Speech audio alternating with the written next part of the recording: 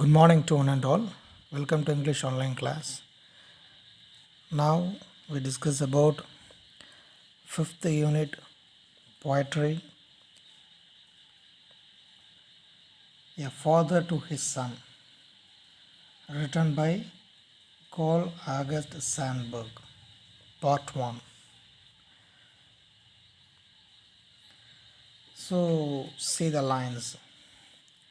Poetry is the opening and closing of a door, leaving those who look through to guess about what was seen during a moment. Carl Sandburg. So இங்கே என்ன சொல்கிறாருன்னா, எடுத்தோடனே அதாவது ஒரு சின்ன code சொல்கிறாரு. அவருடைய அதாவது அந்த போயட்ரினா என்னங்கிறது ஒரு டெஃபினிஷன் கொடுத்துருக்காரு. ஸோ அது என்னன்னு பார்த்தா, ஒரு டோரை ஓப்பன் பண்ணிவிட்டு க்ளோஸ் பண்ணுறோம்ல, அந்த டைமில் பார்வையாளர்கள் பார்க்குறவங்க மனசில் என்ன தோணுதோ அது ஒவ்வொருத்தரும் கெஸ் பண்ணிப்பாங்க. அதுதான் போயட்ரி அப்படின்னு சொல்கிறார். ஸோ இதுதான் இந்த quote. So see the about the author. Sandberg was born in Galesburg, Illinois to parents to Swedish ancestry. Carl August Sandberg, January 6, 1878, July 22, 1967, was American poet, writer and editor. இவர் Illinois அப்படிங்கிற மாகாணத்தில் கேல்ஸ்பர்க்குங்கிற இடத்துல பிறந்திருக்காரு. அவருடைய இயற்பெயர் carol August Sandberg. So ஜனவரி 6 1878 பிறந்திருக்காரு.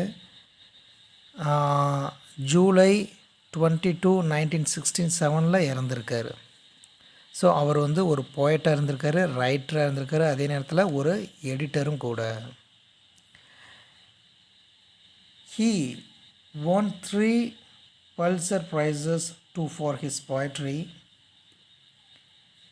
and 1 for his biography of Abraham Lincoln.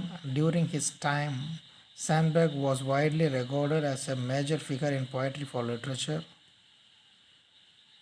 especially for volumes of his collect verse including Chicago Poems 1916, Cornhuskers 1918 and Smoke and Steel 1920. So அவர் 2 rewards வாங்கியிருக்காரு. ஒன்று போய்ட்ரிக்காகவும், இன்னொன்று என்னென்னா ஆப்ரஹாம் லிங்கன் வாழ்க்கை வரலாறை எழுதுனதுக்காகவும் வாங்கியிருக்காரு. ஸோ அவருடைய லைஃப் டைமில் பார்த்தா அவர் தான் என்ன மேஜர் ஃபிகர். ஸோ அப்படின்னா முக்கியமான ஒரு பர்சனாக அவர் தான் அவரோட பீரியடில் கருதப்பட்டிருக்காரு. ஸோ எதுக்குன்னா நிறைய வால்யூம்ஸ் எழுதியிருக்காரு, நிறைய போயம்ஸ் எழுதியிருக்காரு. அதில் சிகாகோஸ், கான்ஹஸ்கர், ஸ்மோக் அண்ட் ஸ்டீல் இதெல்லாம் ரொம்ப ஃபேமஸானது. So he enjoyed unrivaled appeal as a poet in his day, perhaps because the breadth of his experience connected him with so many strands of American life. And at his death in 1967, President Lyndon B. Johnson observed that Carlsberg was more than the voice of America, more than the poet of its strength and genius. He was America. So அவரை ஒப்புமைப்படுத்துகிற மாதிரி, அதாவது compare பண்ணுற மாதிரி யாருமே இல்லைங்கிற அளவுக்கு அவரோட காலகட்டத்தில் இருந்திருக்காரு. ஸோ அப்படி ஒரு பிளேஸை அவரோட பீரியடில் பிடிச்சிருக்காரு. ஸோ அவருடைய அனுபவங்கள் பலரோட வாழ்க்கையை தொடர்புடையது. அதனால தான் அவரோட டெத்தை அப்போ உள்ள பிரசிடெண்ட், அதாவது லிண்டன் ஜான்சன்கிறவர் சொல்லியிருக்காரு. கேரல்பர்க் யார் அப்படின்னா வாய்ஸ் ஆஃப் அமெரிக்கா அப்படின்னு சொல்லியிருக்காரு. ஸோ அமெரிக்காவோட போயட்டும் ஜீனியஸும் ஸ்ட்ரென்த்தும் அவர் தான் அப்படின்னு சொல்லியிருக்காரு. அது மட்டும் இல்லாமல் ஹீ வாஸ் அமெரிக்கா, இதை விட புகழ்ந்து சொல்ல வேண்டிய அவசியமே இல்லைன்னு ஹீ வாஸ் அமெரிக்கா அப்படின்னு சொல்லிட்டாரு. ஸோ அப்படின்னு சொல்லி இதை முடிக்கிறார். ஸோ அந்த அளவுக்கு என்னென்னா புகழ் வாய்ந்தவர் யாருன்னா Carl Sandburg. So let's see the glossary. Humdrum, boring routine monotony, அதாவது எப்போவுமே வந்து போர் அடிக்கிற ஒரு லைஃப். ஹம்ட்ரம்னா சாஃப்ட் லோம், ஃபெர்டைல் சாயில், அதாவது நல்ல வளமான மண்ணுன்னு அர்த்தம். லேஷஸ், லேஷஸ்ங்கிற வேர்டு ஞாபகம் இருக்கா? இது நம்ம எங்கே படிச்சிருக்கோம்? கெசரினட்ரியில் படிச்சிருக்கோம். நல்லா ஞாபகப்படுத்தி பாருங்கள். லேஷஸ் அதாவது விப்ஸு, ரொம்ப கசையான, அதாவது சவுக்கு. ஞாபகம் இருக்கா? தி வாட்டர்டு, ஃப்ரஸ்ட்ரேட்டட், அதாவது ரொம்ப வேதனையோட. White lies, lies told to avoid hurting one's feelings. White லைஸ்னால் மற்றவங்க மனசு மற்றவங்க மனசு கஷ்டப்படக்கூடாதுன்னு சின்னதாக ஒரு பொய் சொல்கிறது. அதுக்கு பேர் தான் வந்து என்னென்னா white lies. Quest of liquor அப்படின்னா மணி கெயின்ட் இன் ஏ டிஸ்ஹானரபுள் வே, தவறான முறையில் வந்து சம்பாதிக்கக்கூடிய பணம். ரீசன்டிங், டிஸ்லைக்கிங், அதாவது எதிர்ப்பு. So come to the lines. A father sees his son nearing manhood. What shall he tell that son? Life is hard. Be still.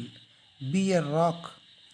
And this might stand him for the storms, and serve him for humdrum monotony, and guide him among sudden betrayals, and tighten him for slack moments. தன்னோட பையன் வளர்ந்த நிலையில் இருக்கான். அதாவது அவனுக்கு வந்து இந்த போயத்து மூலமாக வந்து என்ன சொல்கிறது அப்படிங்கிறத ஒரு போயமாக அழகாக வந்து எழுதியிருக்காரு. அதாவது வளர்ந்த நிலைமையில் இருக்கான், கிட்டத்தட்ட ஒரு ஸ்டேஜுக்கு வந்துட்டான். ஸோ அவனுக்கு வந்து என்ன சொல்கிறது அப்படிங்கிறத ஒரு போயமாக எழுதியிருக்காரு. இப்போ இந்த போயட்ரியில் எந்த லைன்ஸில் என்ன சொல்லியிருக்காரு அப்படின்னா, அப்பாவுக்கு ஒரு பொறுப்பும் கடமையும் இருக்குது. தன்னுடைய பையன் வந்து பெருசாக வளர்ந்துட்டான், நியரிங் மேன்ஹுட், பெரிய பையனாக வளர்ந்துட்டான். அப்படிப்பட்ட பையனுக்கு என்ன சொல்லணும்? வாழ்க்கைங்கிறது ரொம்ப கரடுமுரடானது, கடினமானது. அப்போ நீ எப்படி இருக்கணும்? பி ஸ்டீல், நீ இரும்பு போல் உறுதியாக இருக்கணும். பி எ ராக், நீ பாறை போல் ஸ்ட்ராங்காக இருக்கணும். அப்படியெல்லாம் இருந்தால் மட்டும்தான் ஸ்டோம், புயலை போன்று வரும் துன்பங்களை சமாளிக்க முடியும். சில சமயத்தில் மொனோட்டனஸ், வாழ்க்கையில் போர் அடிக்கும். அந்த சமயத்தில் இது உனக்கு பாதுகாப்பாக இருக்கும். ஸோ இவரோட அனுபவத்தில் சொல்கிறாரு, வாழ்க்கையில் நிறைய பேர் துரோகிகளாக இருப்பாங்க, நம்மளை காட்டி கொடுக்குறவங்க இருப்பாங்க. பெட்ராயில்ஸ், பின்னாடி இருந்து முதுகில் குத்துறவங்க இருப்பாங்க. ஸோ திடீர்னு எதிர்பாராத நேரத்தில் எவ்வளவோ நடக்கும். அந்த டைமில் நீ ரொம்ப ஸ்ட்ராங்காக இருக்கணும். ஸோ இதெல்லாம் வந்து அவர் மனசில் யோசிக்கிறாரு, இதெல்லாம் நம்ம பையன்கிட்ட சொல்லணும் அப்படின்னு. அதே நேரத்தில் லேசியாக, இன்ஆக்டிவாக எந்த மூமெண்ட்ஸில் இருக்கானோ பையன், அவனை அந்த டயத்தில் ரொம்ப ட்ரை பண்ணி ஆக்டிவாக மாற்றணும். ஸோ டைட்டன் ஹிம், அலர்ட் பண்ணணும். கான்ஷியஸாக அவனை எப்போதுமே என்னென்னா இருக்க வைக்கணும். அதாவது அதே நேரத்தில் வந்து ரொம்ப ஆக்டிவாகவும் இருக்கணும். ஸோ இதுதான் வந்து என்னென்னா இந்த ஃபஸ்ட் ஆன்சரில் சொல்லியிருக்காரு. இதில் என்னென்னா ஒரு அதாவது ரிதம் இதெல்லாம் கிடையாது, ஏன்னா இது வந்து ஃப்ரீ வேர்ஸில் எழுதியிருக்காரு. ஸோ பெரும்பாலும் வந்து செக்மெண்ட்டில் தான் இருக்குது. ஆனால் பட் என்னென்னா இந்த போயத்தை பொறுத்தவரைக்கும் என்னென்னா கான்ட்ரடிக்டரி டேர்ம்ஸில் இருக்குது. அப்படின்னா வந்து ஒரு இடத்துல வந்து ஒன்று சொல்லுவார், இன்னொரு இடத்துல வேறு ஒன்று சொல்லுவார். Okay, now let's see. Life is a soft loam. Be gentle, go easy. And this too might serve him. Brutes have been gentled where lashes failed. The growth of a frail flower in a path up has sometimes shattered and split a rock. So இதுக்கு முன்னாடி என்ன சொன்னார்? Rock மாதிரி இருக்கணும் அப்படின்னு சொன்னார். இப்போ என்ன சொல்கிறாரு அப்படின்னா, வாழ்க்கைங்கிறது நல்ல வளமான மண் போன்றது. அதில் நீ என்ன விதைக்கிறியோ அதுதான் வளர்ந்து வரும். நீ ஜென்டிலாக இருக்கணும், ஈஸி லைஃப் அப்படியே ஈஸியாக எடுத்துகிட்டு போகணும். So take it easy. இதுவும் வந்து உனக்கு ஈஸியாக இருக்கும். ஸோ ப்ரூட்ஸு கொடூரமாக இருக்கிறவங்கள கூட லேஷஸ் சவுக்கால் அடித்து மாற்றிடலாம். ஸோ 2 பாறைக்கு இடையில இருக்கிற, அதாவது 2 பாறை இருக்குது, அதுக்கு இடையில வந்து அந்த பேர்ட்ஸ்லாம் பறந்துட்டு இருக்கும்போது டக்குன்னு என்ன செய்யும், ஒரு இடத்துலேருந்து சீட்ஸ் எடுத்து வந்து டக்குன்னு இடையில போட்டுட்டு போகும் அப்படியே பறந்துகிட்டே போகும்போது. ஸோ அப்படி அங்கே ஒரு விதை விழுந்துருச்சு அப்படின்னா அது அப்படியே முளைச்சி மரமாக வரும். அப்படி வரும்போது பார்த்தா அந்த பாறையிலேருந்து அந்த அந்த பாறைக்கு இடையில உள்ள அந்த சீட்ஸ் அப்படியே முளைச்சி வரும்போது அது மரமாகும்போது அந்த பாறையே பொழந்துரும். ஸோ சில சமயத்தில் பில்டிங்லாம் வந்து கட்டிகிட்டு இருப்பாங்க, அது நல்ல பில்டிங்லாம் ஃபுல்லாகி நல்லா கம்ப்ளீட்டடாக இருக்கும், நல்லா பெயிண்ட்லாம் அடித்து ஃபுல்லாக வந்துடும். அதே மாதிரி விதையெல்லாம் வந்து அந்த பில்டிங்க்கு இடையில விழுந்துச்சு அப்படின்னா அதுக்கு இடையிலையும் அதேமாரி என்ன செய்யும், சீட்ஸ்லாம் விழுவும். ஸோ அதுக்கு இடையில வளர்ந்துட்டு வரும். அப்படி வந்து பார்த்தா அந்த பில்டிங்கே அதுக்கப்புறம் பின்னாடி உடச்சிரும். அந்த மாதிரி வாழ்க்கையில் வந்து ஒரு பிளவு ஏற்படுத்துகிறோம். So you have to be gentle அப்படின்னு சொல்கிறாரு இந்த லைன்ஸில். A tough will counts, so does desire. So does a rich soft wanting. Without rich wanting, nothing arrives.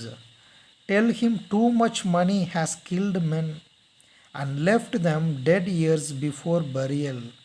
The quest of lucre beyond a few easy needs has twisted good enough men sometimes into dry-throated bombs. Will counts உறுதியான மனோதிடம் வேணும். Desire ஆசை வேணும், எண்ணம் வேணும். அப்படி இருந்தால் மட்டும்தான் rich ஆக முடியும், அதாவது வெல்த்தியாக ஆக முடியும். டிசைர் இருக்கும்போது அதுக்கு ஏற்ற மாதிரி என்னென்னா டிட்டர்மினேஷனை ஏற்படுத்திக்கணும். அப்படி இருந்தால் தான் வெல்த்தியாக இருக்க முடியும். வித்தவுட் மணி, அதாவது வித்தவுட்னா மணி இல்லாமல் உன்னால் எதுவுமே பெற முடியாது. Tell him too much money has killed men. அதே சமயத்தில் உன்கிட்ட சொல்லணும், நிறைய பணம் இருந்தாலும் அது மனிதனை சாகடிச்சிரும்.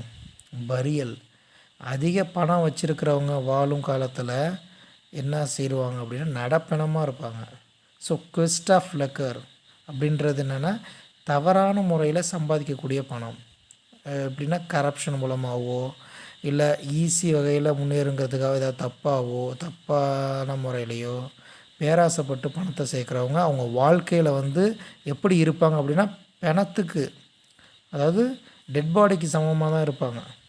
டிசைர் இருக்கலாம், தேவைக்கு பணம் இருக்கலாம், ஆனால் பேராசை இருக்கக்கூடாது அப்படின்னு மகனுக்கு அட்வைஸ் பண்ணுறாரு. ஸோ ஃபஸ்ட் பார்ட் ஓவர், நம்ம செகண்ட் பார்ட்டில் பார்க்கலாம். So to watch part 2. Thank you. Thanks to all.